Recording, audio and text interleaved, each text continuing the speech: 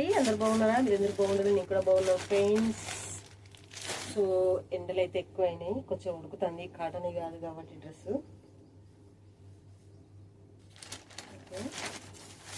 అలాగైతే ఇప్పుడు చీర చూసిద్దాం. చూడండి, నాకైతే కస్టమర్ ఇది చీర అయితే ఇచ్చినారు. సో ఇది లైనింగ్ క్లాత్ అండి. వాళ్ళ ఇంట్లో బ్లౌజ్ పీసులు ఎక్కువ ఉన్నాయంట, సో ఇందులోకి మ్యాచ్ అవుతుంది అని చెప్పి ఇది తీసుకొచ్చి ఇచ్చారు. ఇది ఎంత ఉంది చూసేద్దాం ఫస్ట్.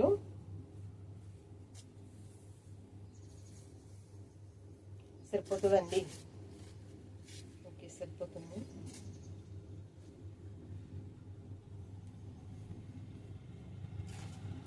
ఇదైతే చీర అండి, చీర. సో ఇళ్ళకి వెళ్ళి బ్లౌజ్ పీస్ కట్ చేసి మనం బ్లౌజ్ కుట్టాలి, కొంగులకు పీకో చేయాలి, ఫాల్ కూడా కుట్టాలి. చూసేద్దాం ఎలా ఉంది శారీ మొత్తం కూడా. లెంత్ కూడా మనకు 5 మీటర్ల పైన ఉంటేనే మనం అయితే బ్లౌజ్ తీస్తాం కదా, అందుకొని ఫస్ట్ అయితే నేనైతే ఇది కొలుస్తాను. చూడండి, నేను కొలిసే కొలత అనేది ఎలాగుంటుందో. బరాబరి రావాలి కొలత. చూడండి, ఇదంతా కూడా పళ్ళండి, కొంగు.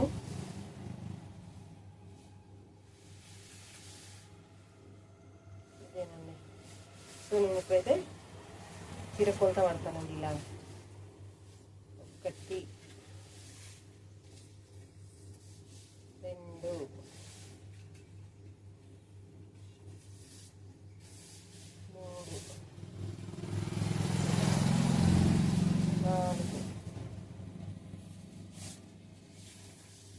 5 మీటర్లు అండి.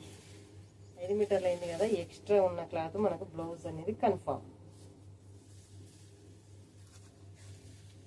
చూడండి, ఇక్కడనైతే ఇదైతే డార్క్ అయితే వచ్చింది, కొంచెం ప్రాబ్లం వచ్చింది. మరి మనమైతే వాళ్ళని అడిగి కుట్టాలి ఇది.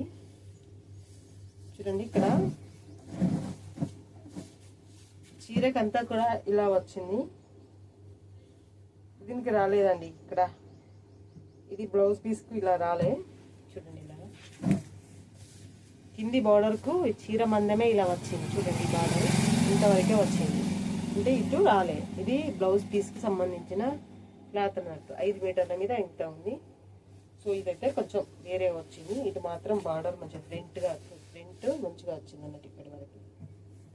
చూడండి, ఇదే మన కొలత. ఇప్పుడు మనం ఇది కట్ చేసి కొంగులు పీకో వేసి పాలేసి చీర పక్కకు పెట్టి తర్వాత నేనైతే బ్లౌజ్ కుడతాను. ఓకే ఫ్రెండ్స్, నా వీడియో ఒక లైక్ చేయండి, నా ఛానల్ని సబ్స్క్రైబ్ చేసుకోండి ఫ్రెండ్స్. మరో వీడియోతో మేము ఉంటాను. Thank you for watching.